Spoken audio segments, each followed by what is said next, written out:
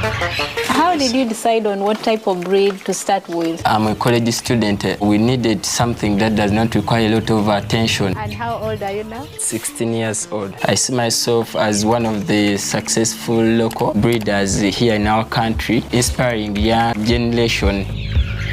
In today's video, I'm talking to Edson Semakula, a very young poultry farmer who started their poultry journey at 16 years old. And if you're wondering or you're just there curious, this video is for you. Welcome to my channel. I'm happy also to be hosted by you. I'm super excited to know more about whatever he's doing at Farm Palace, right? Yeah, Farm Palace. So to start off, what inspired you to start poultry farming? I'm super curious. Actually, I have a brother of mine is in Abu Dhabi. I had purchased a laptop. He sent me information about poultry farming. Then I got some knowledge. Then I was like, it's good. Because I had recently researched about poultry. They say that chicks die because of diseases. Oh, mismanagement. You need to be on the farm 24/7. And I was like, I'm a college student. How can I be there 24/7? I have to make sure I focus on my books. Then I was like, we shall work on that after studies. Okay.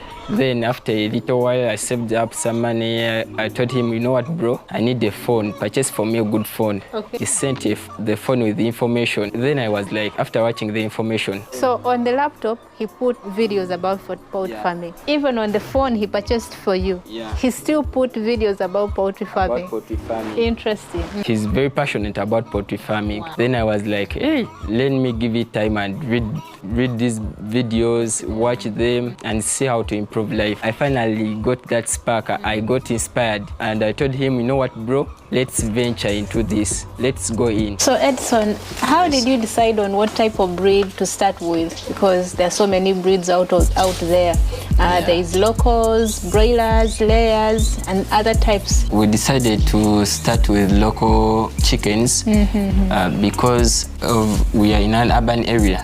Okay. So we needed something that is more resistant to diseases. We needed something that does not require a lot of attention because I need to make sure that I focus on my books and work as well as working on the chicks. When you say that the breed which doesn't need attention, what do you mean? These local chickens, when, for example, when you in the morning give them water, clean water, food, you can take some good time without checking on them. So, instead of the other breeders and which need every time you need to check on them. Okay. When that spark came, was it about money? Was it about life changing? What was it about? First of all, in my mind, it was money. Okay. I needed something that could give me pocket money in my pocket because I'm a student and my father is not that financially stable. I have a lot of requirements, blood data, what. Then I was like, Eddie, we need something that could earn us money in our pocket. I told my bro, you know what, Ed, bro? Let's go in for it. So he told me, but still you are money-minded. You can't do poultry farming with money as a motivation. Yeah, we need this. What we are going to do is life-changing. We need to make sure that we add value onto ourselves, onto the community where we live. Then money will eventually come. What was your first step? Now that the spark has come, you feel motivated? First of all, I approached my parents.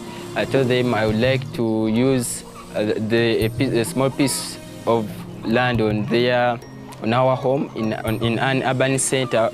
Then they were like, no. You're going to inconvenience us. Yeah, you are going to inconvenience us, the smell, the noise. Then I called my bro, and you know what, bro? I think we need to explain more to our parents. They were saying that we have an acre in Matuga where we grow maize for consumption, home consumption.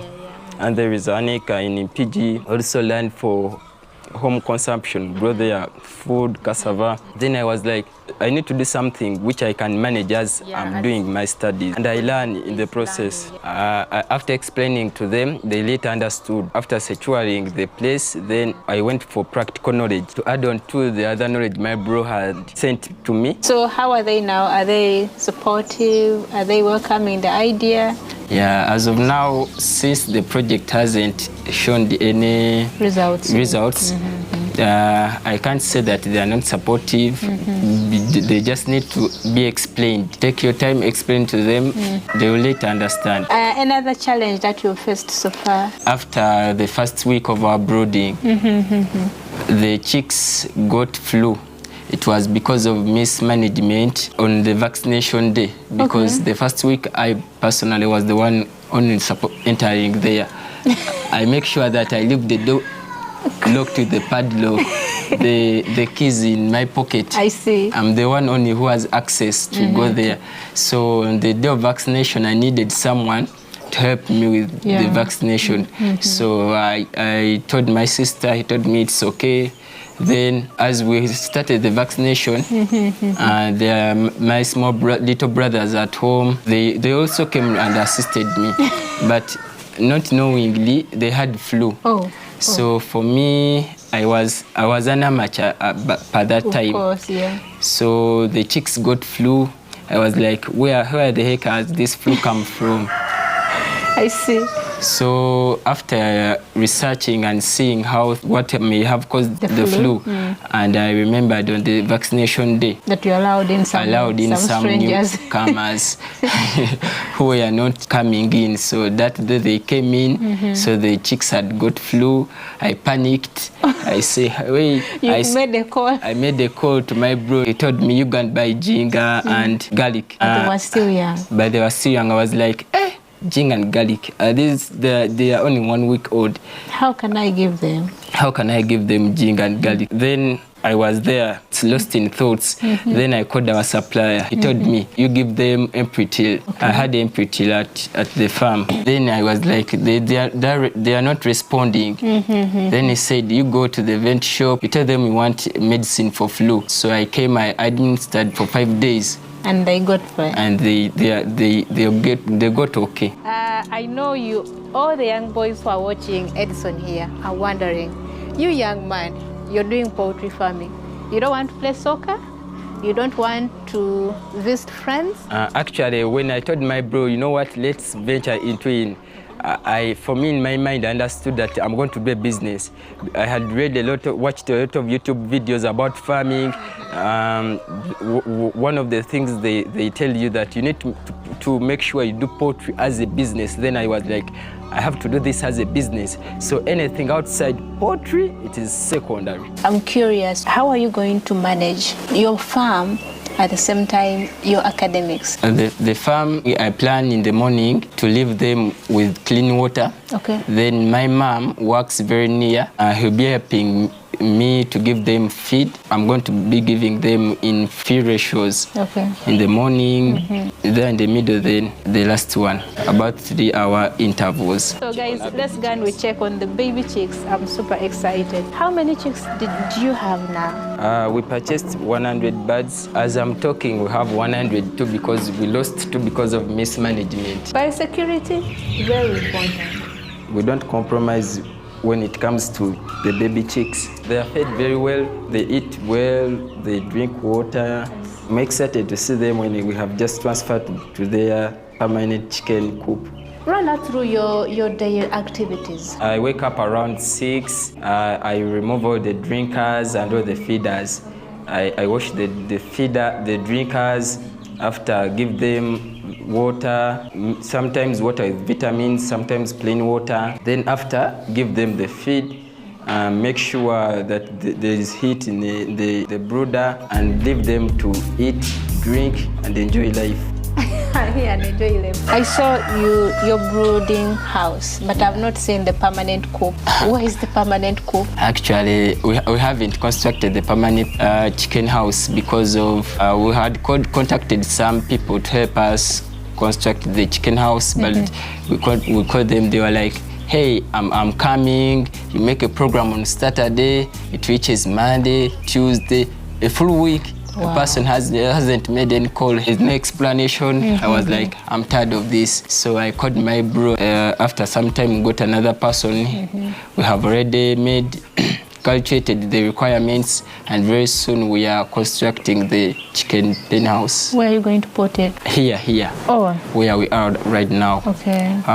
We are planning, since we are in an urban area, we are planning to make a stored building. Okay. There's a ground floor and the first floor for the time being. That's amazing. As we see how we progress. Yeah, those are some of the challenges actually when you're starting out that you expect. People are not trustworthy. You depend on someone and then they just disappoint you. So what advice would you give to the young people who are out there who might be interested in starting out in poultry farming, or who are just there, they don't know what to do, especially with this time when they are in their vacation? What I advise the young people to always look out for anything which they can put on their energy and generate some income, because young people always have a lot of requirements. You know, sometimes the parents may not be that financially stable. You need this, you need data, you need this, you need this. So you need to make sure you get something which you can put on you can put your energy and eventually gives you money back. Like poultry farming. Like poultry farming. Poultry farming, it's a business. A business always grows to sometimes to the stages which you can't even imagine. So poultry, it is something you can start small and later become very successful. You don't need to look for jobs. You know, nowadays in our country, Uganda,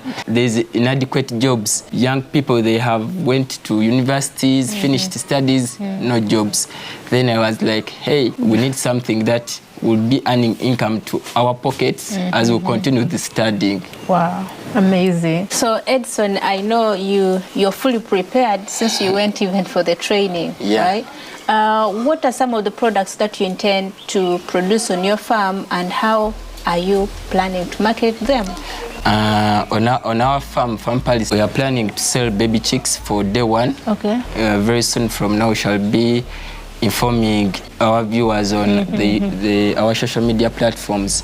We are intending to use our social media platforms as a way to reach to our market, to the market out there, and also approaching market vendors, restaurants, because mostly they consume local chickens. I think we are good. I think you're good. You know, the other thing maybe that you're aware of, it's the feeds. It's a continuous expense on the farm. Yeah. So how are you prepared to handle the challenge of feeds, especially with the fluctuating prices and all that? The feeds, you have made a plan with my bro because he's my sponsor. Okay. So we have already purchased some feeds to help us go through the second month. Okay. So very soon we are going to be purchasing broken maize, around 500 kilos, to help us bypass a certain period of time because the major raw material that takes a bigger percentage is broken maize. So we are intending to buy broken maize in a big quantity. Okay. Then stock it. Yeah. Okay. Also, my bro is my sponsor, as I've told you. Already have just acquired 4 acres in Welo, so we are planning to plant their maize, which shall be used for our our chickens, because we are planning to expand these chickens on a large scale.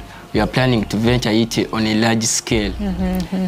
Here we shall make here where we are as our market center. Then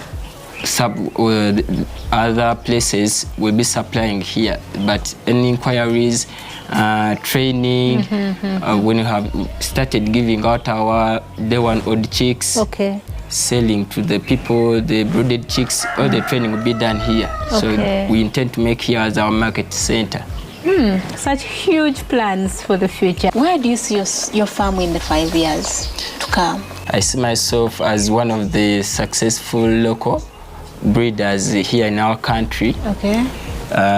Inspiring young generation, someone there still at college, want to do something, you can do it, as you can be able to focus on your books as well as doing something that brings in income to your pocket. Okay. And that's a wrap on today's chat with Mr. Edson. I hope you have found this story as inspiring as I have found it. Kindly, if you find this video helpful, give it a like and consider subscribing to the channel. By the way, they have a running YouTube channel called Farm Palace. Yeah, Farm Palace. Yeah. Yes, kindly check them out if you don't want to miss out on their progress and how. Let's join them on this journey. Follow them on their TikToks, Facebook, Instagram, and other socials as Farm Palace. All right, thank you so much for joining us on this inspiring journey. Until the next time, bye.